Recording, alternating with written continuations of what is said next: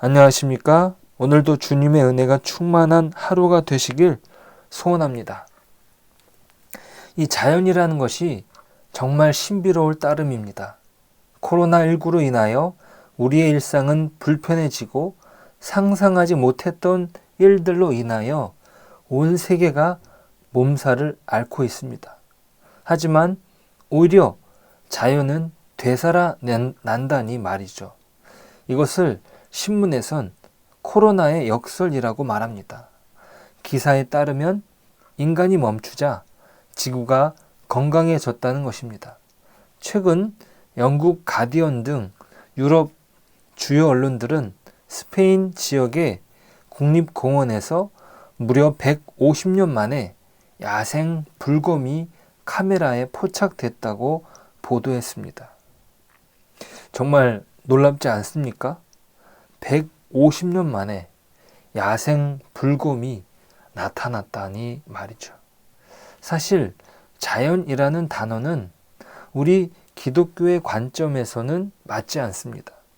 스스로 자해, 그러하다의 연이 합쳐진 단어이기 때문이죠.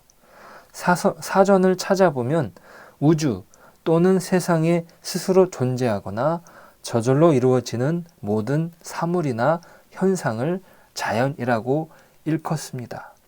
이는 과학적인 진술이 아닐 수 없습니다. 사람이 측정할 수 없는 영역으로서 일종의 가설의 영역이기도 하죠.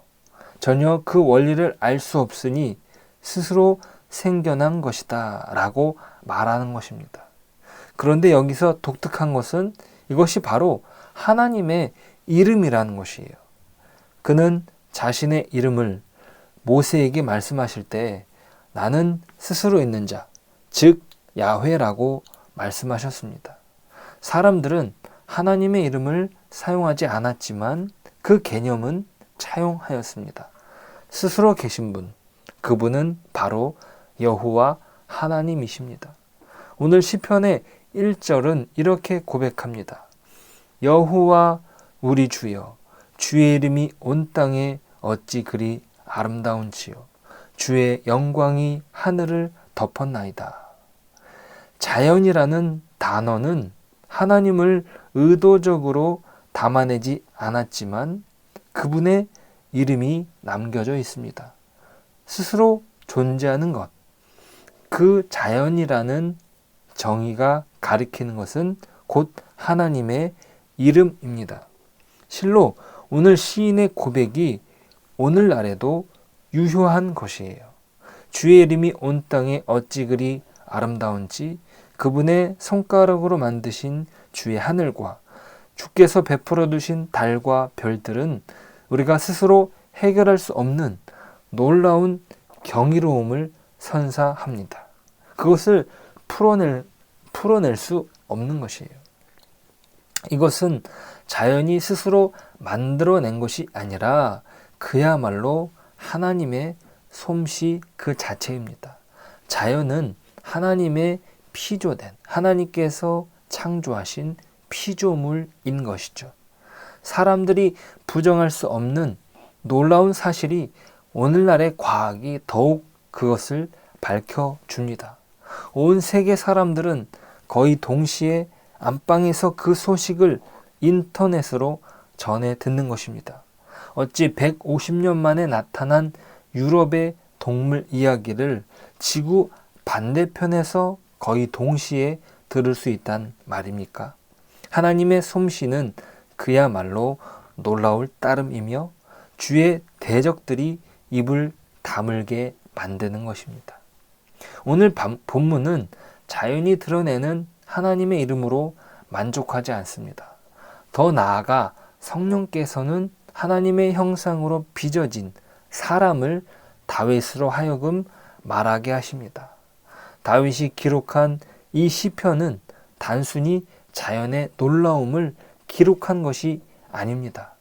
하나님의 영광을 드러내는 자연을 사람으로 하여금 다스리게 하셨음을 다윗은 고백합니다. 이는 창세기의 기록을 생각나게 합니다. 창세기 1장 28절은 이렇게 쓰여 있습니다. 하나님이 자기 형상 곧 하나님의 형상대로 사람을 창조하시되 남자와 여자를 창조하시고 하나님이 그들에게 복을 주시며 하나님이 그들에게 이르시되 생육하고 번성하여 땅에 충만하라. 땅을 정복하라. 바다의 물고기와 하늘의 새와 땅에 움직이는 모든 생물을 다스리라 하시니라. 여기에서 다스림은 억압적이고 파괴적인 개념이 아닙니다. 여기에서 사용된 동사는 마샬이라는 동사를 사용하는데 이것은 창조주로부터 위임된 특수 임무를 대행한다는 의미를 갖습니다. 억압적 통치 행사를 나타내는 카바시나 라다와 같은 동사를 쓰지 않았습니다. 사람이 만물을 다스릴 수 있는 이유는 하나님께서 그 권한을 위임시켜 주셨기 때문이죠. 이는 청지기로서의 다스림이지 자신이 주인 행세를 하는 것이 아닙니다. 이것을 오해하면 자기 스스로 주인인 양 피조물을 다스리게 되는데 그것은 곧 억압으로 나타나는 것이죠. 코로나19의 역설은 무엇입니까? 사람이 활동하지 않으니 도리어 자연이 살아난다고 하지 않습니까? 이것은 이전까지의 인간 통치가 억압적이었음을 시사하는 것입니다. 사람은 타락하여 하나님께서 위임하신 권한을 남용하여 피조물이 탄식하기에 이르렀음을 로마서는 증언하지 않습니까? 사람은 하나님께서 허락하신 권한 안에서 그 다스림을 행사할 수 있는 것입니다. 이것은 보다 겸손한 태도가 필요함을 시사합니다. 이것을 오늘 본문은 이렇게 기록하고 있습니다. 5절입니다. 그를 하나님보다 조금 못하게 하시고 영화와 존귀로 관을 씌우셨나이다. 시인은 분명히 고백합니다. 하나님보다 조금 못하게 하셨다고 말입니다. 사람은요, 하나님과 동등한 존재가 아니에요.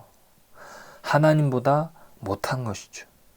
우리는 이러한 모습의 모델을 예수님에게서 발견할 수 있습니다.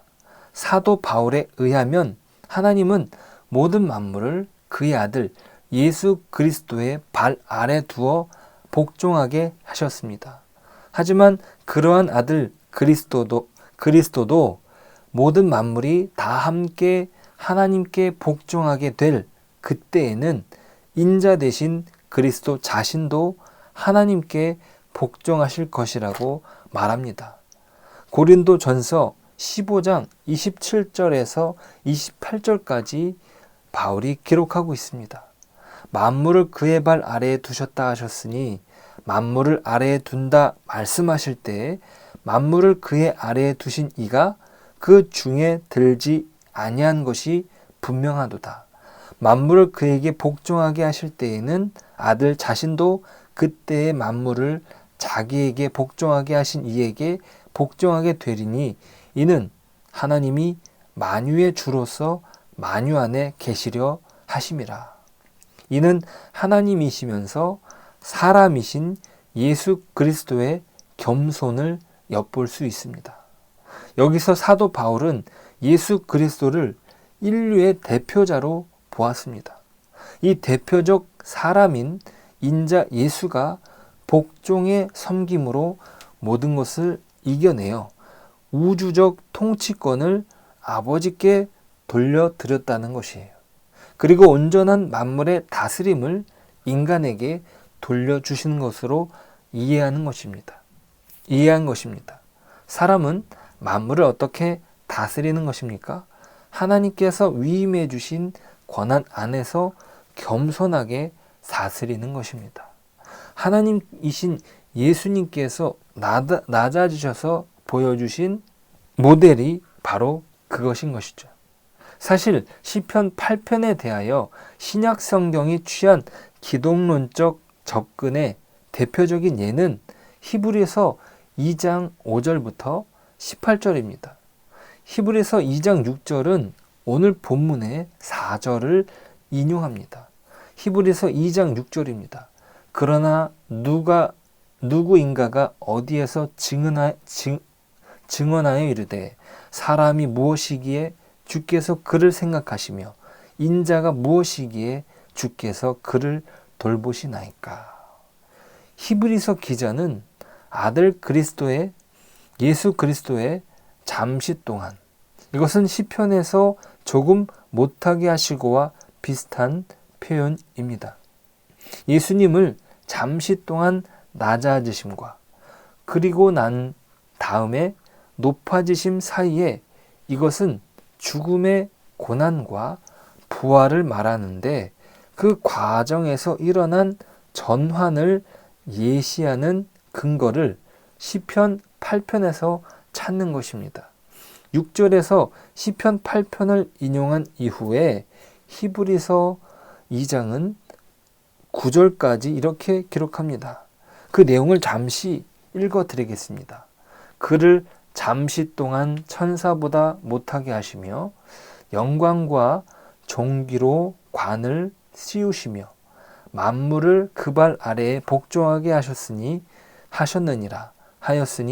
만물로 그에게 복종하게 하셨은즉 복종하지 않은 것이 하나도 없어야 하겠으나 지금 우리가 만물이 아직 그에게 복종하고 있는 것을 보지 못하고 오직 우리가 천사들보다 잠시 동안 못하게 하심을 입은 자 곧 죽음의 고난 받으심으로 말미암아 영광과 존귀로 관을 쓰신 예수를 보니 이를 행하심은 하나님의 은혜로 말미암아 모든 사람을 위하여 죽음을 맛보려 하심이라.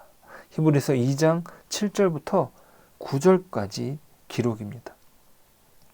자, 그러면서 쭉 그리스도의 고난을 통하여 받으신 그리스도의 부활의 영광을 히브리서가 기록합니다.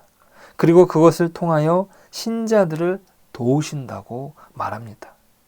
우리는 시편 8편을 기초로 하여 기록된 히브리서 2장의 말씀을 통하여 사람이란 무엇인가 라는 질문에 대답을 얻습니다.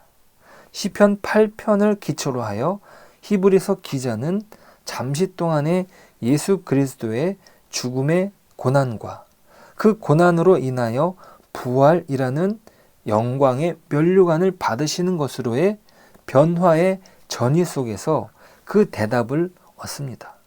그러한 전이의 삶으로부터만 진정한 인간을 만날 수 있다는 것이에요. 인간은 무엇입니까? 인간은 저 거대한 우주의 창조자이신 분이 엮어놓으신 그 창조 질서에서 보잘것없는 존재입니다. 그러나 그럼에도 불구하고 그에게 만물을 다스리는 권한을 부여하셨죠. 그것을 바탕으로 사람은 겸손히 나아갈 수 있습니다. 또한 우리는 예수 그리스도의 죽음과 부활의 맥락에서 진정한 인간은 하늘과 땅을 잇는, 즉 하나님과 그 피조물 사이를 잇는 영원한 다리가 된다는 것이에요. 실로 여호와 하나님의 이름이 온 땅의 충만함이 어찌 그리 선한지 우리로서는 가늠하기가 어렵습니다. 하지만 우리로 하여금 그 일을 감당하게 하시고 우리로 하여금 그 일로 부르셨다는 것이에요.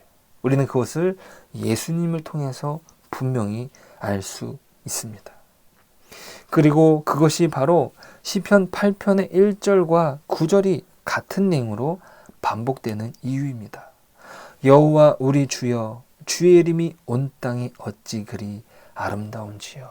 하나님이 지으신 피조세계, 그리고 하나님께서 그 피조세계를 맡기신 사람, 그 놀라운 관계를 통하여서 하나님의 이름을 드러낼 수 있는 것입니다.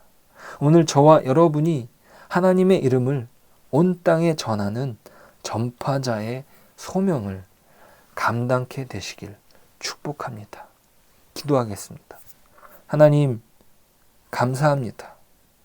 하나님께서 우리를 통하여 하나님의 그 이름을 이 땅에 드러내길 원하신다는 것. 하나님이 지으신 놀라운 창조 세계를 통하여서도 하나님의 이름이 드러나지만, 하나님께서 지으신 사람에게 그 피조물을 맡기심으로 말미암아 하나님의 이름이 더욱 영광스럽게 드러난다는 사실을 우리로 깨닫게 하셨습니다. 하나님, 우리로 온전히 그 역할을 잘 감당할 수 있도록 오늘도 우리의 삶을 붙들어 주시옵소서.